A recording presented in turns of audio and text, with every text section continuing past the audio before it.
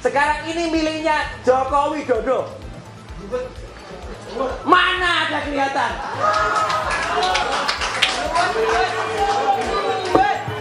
Tidak ada sama sekali. Tidak ada. Terima kasih. Dan kepada seluruh tim kuasa hukum bidang litigasi di bawah Pak Petrus Celestinus dan juga non litigasi di bawah Pak Ahmad Kosinudin. Saya update saja ya. Alhamdulillah hari ini Senin ya 14 Juli 2025 sudah banyak sekali perkembangan yang ada. Dan alhamdulillah juga tadi disebutkan oleh Bang Ahmad Kosinudin, kami mendengar bahwa ada konon sudah ada, bukan konon ya, karena diumumkan langsung oleh Kabid Humas Polda Metro Jaya, Pak Kolonel Ari, bahwa sudah naik status penyidikan hanya dengan menggunakan fotokopi. Clear. Kenapa saya mengatakan menggunakan fotokopi? Tidak pernah ada bukti, baik visual, video, tayangan maupun bukti yang langsung kehadiran Joko Widodo ke Polda Metro Jaya menyerahkan yang asli. Dia pernah datang membawa sebuah map dan map itu ditekuk-tekuk.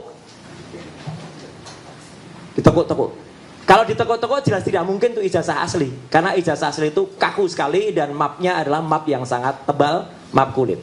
Memang pernah ada seseorang bernama Wahyudi mengantarkan yang konon, nah ini saya sebut konon karena penampakan nggak pernah kelihatan.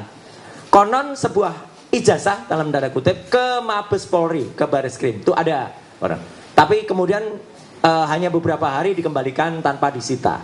Jadi artinya Kolonel Ade Ari ketika ditanya teman-teman media, clear betul ditanyakan asli atau fotokopi. Tadi diulangi berkali-kali oleh Pak Kosinudin.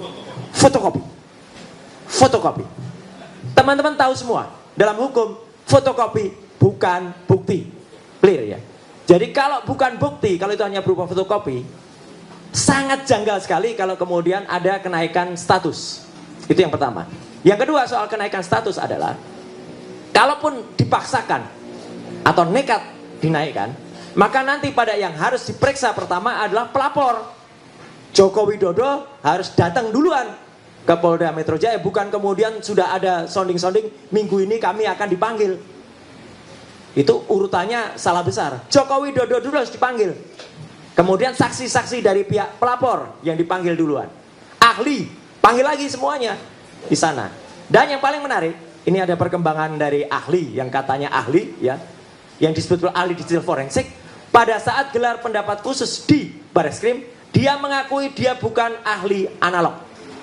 Jadi kalau dia sendiri dihadirkan, makan tuh kata-katanya. Buat apa dia dihadirkan untuk sebuah bukti yang sifatnya analog? Jadi dia tidak berhak untuk menjadi ahli dalam kasus di Polda Metro Jaya. Kalau itu dipaksakan lucu. Dan dia waktu itu di Bareskrim sebenarnya kami waktu itu bisa menolaknya karena dia tidak mendapatkan surat tugas. Kami, saya, Dr. Ismon, Dr. Tifa, Dr. Taufik, itu ada di surat tugas yang diserahkan kepada Karwasidik. Ahli digital forensik yang katanya ahli itu tidak mendapatkan surat tugas, jadi dia harusnya bisa ditendang keluar. Tapi ke atas kebaikan hati kami tidak menendang keluar. Kenapa? Kami ingin mendengar apa paparan keahliannya. Ternyata ini fakta teman-teman semua. Dan ini bisa ditanyakan kepada Karwasidik dan seluruh peserta gelar. Tidak ada satupun presentasi ilmiah yang ada. Dia bahkan melakukan ad hominem, menyerang secara pribadi, Dr. Resmond, menyerang saya, menyerang teman-teman. Jadi kualitasnya sangat-sangat diragukan yang katanya ahli itu tadi. Ya, kalau itu mau dilakukan. Jadi saya menyebutnya dia ahli sastra. Kenapa ahli sastra? Hanya bisa omon-omon saja. Ya, itu faktor yang pertama yang paling penting. Nah, ini tadi yang sudah dibocorin oleh Pak Sam. Yang kedua sekarang. Lebih berkembang dari tadi yang sudah disampaikan Pak Rizal Fadilah, terima kasih, jadi saya nggak perlu ngulangi.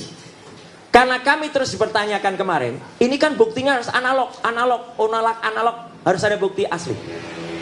Hari ini, Senin, 14 Juli 2025, kami selaku prinsipal menyatakan, kami sudah memegang 5 bendel bukti asli, ijazah asli dari Universitas Gadjah Mada. Bukan hanya fotokopi, tapi ijazahnya asli. Jadi ijazah yang bisa pegang bukan hanya ijazah, lengkap dengan transkrip nilai, lengkap dengan semua bukti-bukti, dan diserahkan langsung oleh, terima kasih untuk kakak-kakak kelas saya, mahasiswa UGM yang asli. Dan itu adalah dari Fakultas Kehutanan yang lulus angkatan 85. Jadi itu pada periode tahun 85 dari Fakultas Kehutanan Universitas Gadjah Mada yang asli. Jadi kami sudah mendapatkan tim hukum termasuk tim advokasi, kami sudah mendapatkan, mohon izin masih di tangan kami karena atas pesan dari yang bersangkutan kami memegang amanah betul, jangan ditunjukkan dulu, nanti di pengadilan baru ditunjukkan. Tapi saya tidak mau hanya omon-omon, saya tunjukkan nanti analisisnya. Jadi fakta ini bukan cuman omon-omon seperti pihak sono ya. Ada 5 bendel, sekali lagi ada 5 bendel ijazah plus transkrip nilai asli dari UGM, Universitas Gadjah Mada, bukan UPP, Universitas Pasar Pojok Pramuka ya, yang diserahkan secara baik, berjiwa nasionalis oleh kakak-kakak kelas saya, karena saya angkatan saya lulus 91, beliau-beliau itu angkatan 85. Dan tidak hanya dari Fakultas Kehutanan, ada juga fakultas lain, tapi tahunnya sama, lulus 85. Semuanya asli. Dan apa bedanya? Ternyata perbedaannya sangat tajam dengan yang disebut-sebut ijazah miliknya Joko Widodo. Apa ketajamannya? Ini baru saya katakan. Saya sedikit contoh saja pakai ijazah saya sedikit ya. Ini ijazah asli saya. Ya, sebelah kanan kenapa beruat gitu? Ini nanti ada analisisnya, analisis ELA. Ini ijazah saya tahun 91, 6 tahun setelah ijazah 85. Yang pertama, di sini kalau diperhatikan, ada yang namanya watermark di seluruh bidang ijazah yang dicetak di kertas. Ada tulisan Universitas Gadjah Mada, Universitas Gadjah Mada. Jadi di situ ada tulisan Universitas Gadjah Mada, Universitas Gadjah Mada. Tidak ada di ijazah ini. Clear. Kehabisan tinta itu Mas. Tidak ada. Jadi watermark itu penting sekali. Ya. Saya sampaikan bukti ini semacam yang disampaikan Dr. Tifa kemarin sore, ya. Tapi tetap saya dengan Dr. Tifa tidak atau belum menunjukkan yang lembar aslinya dulu, karena itu akan di pengadilan. Tapi kami menunjukkan analisis. Yang kedua, ada yang namanya emboss. Itu dikatakan juga di Refli Harun oleh Dr. Tifa. Embossnya ada di mana? Nanti saya ceritakan embossnya. Jadi emboss itu ada logo Universitas Gadjah Mada. Dan itu tidak bisa dibuat di Pasar Pramuka. Nggak mungkin. Ada emboss yang ada di situ. Nembus sampai belakang. Yang ketiga, ada benang kertasnya. Jadi kertas ini genuine. Ada benang kertasnya. Saya bisa tunjukkan di ijazah asli milik saya. Mohon maaf kalau Anda lihat nama saya kok tidak mirip ya. Kok di situ terbaca Suryo Udoro. Kan saya Suryo Noto Dibrojo. Iya. Bapak Ibu, saya mendapatkan pergantian nama dari Roy Suryo Udoro menjadi KRMT Roy Suryo Noto Dibrojo. Asli juga itu. Ya. Dari Keraton Pakualaman. Keraton Pakualaman dan Keraton Jogja gelarnya tidak bisa dibeli. Asli. Lain dengan seseorang dari Pasar Pramuka yang tiba-tiba jadi KPH. Kanjeng Pangeran Haryo. Pangeran Haryo dari mana dia? Ya, atau ada orang yang tiba-tiba namanya Pangeran Mangkubumi. Pangeran dari mana dia? Ya. Nah, itu ya. Jadi jangan menyoal soal nama. Yang ketiga, ada logo di tengah. Dengan tinta tertentu. Yang tinta itu unik. Kadang-kadang tinta itu tembus sampai belakang kalau yang di aslinya. Karena tinta itu terbuat dari barang yang mahal. Itulah kalau ijazah asli. Dan yang kelima, ijazah saya sudah tidak ada. Tetapi di ijazah tahun sampai dengan tahun 85 memang masih ada yang namanya meterai. Meterainya nilainya tertentu. Kalau nilainya salah berarti ijazahnya palsu. Tahun 85 nilai dan warna meterainya adalah tit. Saya sembunyikan dulu untuk bukti nanti di pengadilan. Nah, jadi teman-teman semua, ada 5 kategori perbedaan ijazah asli milik 5 bundel sahabat-sahabat, maaf, kakak-kakak kelas saya alma mater, yang se-alma mater Universitas Gadjah Mada, yang sekali lagi terima kasih kakak-kakakku, Anda telah benar-benar dan ini undangan juga terbuka untuk semua aktivis, semua alumnus Universitas Gadjah Mada. Silakan kalau Anda ingin menyerahkan itu, boleh ke kuasa hukum, boleh ke kami, boleh ke Dr. Rismon, atau juga ke Dr. Tifa. Ya, gitu. Kami akan simpan sebaik-baiknya dan kami akan rawat sebaik-baiknya. Nah, sesuai dengan janji saya kepada mereka, saya lakukan juga uji ELA. Jadi ini sekaligus jawaban teman-teman semua. Ada seorang yang katanya ahli, tapi tidak bisa mengatakan, dia hanya nggak bisa aja pakai ELA, tapi dia bilang ELA tuh nggak bisa untuk uji digital. Mas, ngaku aja kamu nggak bisa lakukan ELA. Topi merah itu adik kelas saya, ya. Itu pun bisa melakukan ELA. Gitu, error level analysis. Error level analysis itu artinya apa, teman-teman? Adalah kita menguji ijazah atau apapun, kalau itu terdapat rekayasa atau terdapat penambahan, itu akan error pada bidang gambarnya. Tolong perhatikan ijazah saya ini, teman-teman semua. Ini adalah ada tulisan ijazah. Kalau di ELA, di sini masih ada sisa tulisan IJA, masih ada. Masih ada juga logo UGM. Masih ada juga bagian foto saya. Masih ada juga tanda tangan dari rektor. Masih ada juga watermark, embossnya sebenarnya masih ada. Di ELA kelihatan. Inilah ijazah yang disebut milik Joko Widodo di tahun 85. Maaf. Kelihatan nggak bedanya, teman-teman semua? Ini gambar jelas. Yang masih ada tulisannya. Ini kita cari tulisan ijazah aja nggak ketemu. Logo aja nggak ketemu. Bahkan mana nggak ketemu. Artinya ini adalah gambar yang sudah hasil rekayasa. Pak intelijen Pak Rajasa sangat paham. Ini adalah ijazah saya secara full. Kalau secara ELA masih, maaf gini kebalik. Jelas sekali, bahkan legislasinya aja masih kelihatan. Ini tulisan ijazah, ini logo, ini foto saya ada di sini. Sekarang ini miliknya Joko Widodo. Mana ada kelihatan?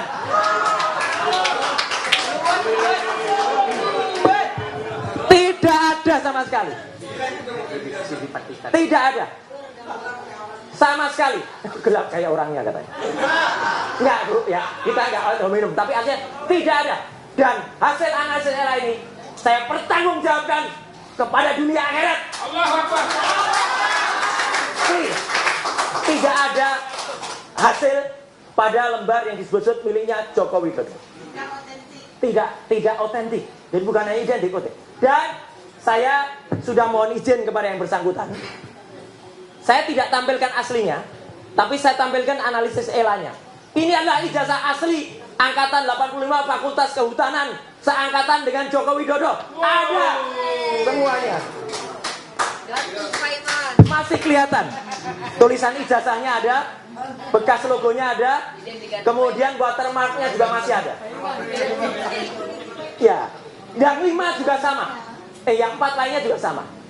Aslinya ada. Jadi saya tidak hanya berani menunjukkan analisisnya, saya tidak hanya berani digitalnya, analognya ada, dan ijazah itu asli semuanya, diserahkan langsung oleh masing-masing yang bersangkutan kepada kami, ya, dan itu siap untuk dipertanggungjawabkan. Artinya apa? Ini adalah bendel bukti yang menambah, jadi tidak mengurangi, Pak. Menambah bukti yang tadi disampaikan oleh Pak Rizal Fadila. Dan bukti-bukti ini siap untuk dibawa juga ke Barreskrim. Ya, clear ya. Nah, kemudian sedikit sebelum nanti Pak Kolonel Chandra Rajasa bisa menyampaikan, saya pun tidak hanya omong-omong. Saya terjun langsung ke pasar Pramuka. Buktinya ada di salah satu TV nanti malam. Tayangannya namanya Dipo Investigasi. Ya. Dan akan saya presentasikan lusa di acara namanya Rakyat Bersuara. Ya, bersama Dr. Tifa dan bersama Dr. Taufik. Ya, itu kami akan cerita detail banget soal ini. Artinya apa? Nanti Pak jelaskan. Saya juga sudah mendapatkan bukti temuan yang namanya, saya sulit nyebutnya profesor ya, karena profesor kok hanya 2 bulan Dia dapat profesor itu 2 bulan dan itu dia ngaku sendiri. Dari tukang sapu jadi profesor. Profesornya hanya 2 bulan. Ya. Nah, itu yang itu pun kalau di halaman Dikti, di website Dikti itu juga nggak jelas. Karena katanya S2-nya di kok bukan Pasar Pramuka tapi di Mustafa Beragama, tapi ada yang nyebut S2-nya di kampus lain. Jadi nggak jelas itu. Ya, sekolah 2. Dan dia jelas betul masih menyelenggarakan acara halal bihalal di belakang Pasar Pojok Pramuka. Jadi bohong kalau dia mengatakan dia tidak pernah lagi ke Pasar Pramuka sejak tahun 2022. 2002. Dia masih 1 Mei 2025. Jadi masih beberapa hari yang lalu menyelenggarakan. Dan menariknya, di antara orang-orang yang datang itu, Pak Sri, 5 diantaranya terlibat dengan pembuatan ijazah palsu ini. Clear. Tinggal pengakuan saja. Nanti cara-cara dari intelijen, cara-cara dari teman-teman semua itu akan buktikan dengan cara elitisasi, dengan cara wawancara, dengan cara apa. Tapi yang jelas mereka sudah mulai ketakutan karena bukti-buktinya sudah jelas mengarah. Makanya Pasar Pramuka itu habis. Sudah kalau menurut saya tapi kata mereka dibakar pada akhir 2024 yang kemarin. At last but not least, Bapak dan Ibu, kita sekarang memang sedang tampak seperti bermain catur. Ini makanya gambarnya catur. Siapa yang cepat, siapa yang menang. Tapi kita semua sedang melawan sesuatu yang sangat jahat. Yang sangat jahat adalah yang mengaku-ngaku sebagai Raja Jawa. Ngakunya Raja Jawa. Bahkan ada anak buahnya bergerak KPH palsu. Ya, dia tidak pernah itu. Banyak cerita soal Raja Jawa itu, tapi nanti lain waktu diberikan oleh sumber Raja Jawa yang sebenarnya sudah ada. Jadi artinya apa yang kita presentasikan di sini, sekali lagi terima kasih para kuasa hukum. Ya, kita sama-sama melawan zolim, melawan tenggorak. Ya, jahat ini. Ini adalah Raja Jawa yang palsu dan itu sudah merusakkan Indonesia dan harus kita lawan. Sekian, terima kasih. Wassalamualaikum warahmatullahi wabarakatuh.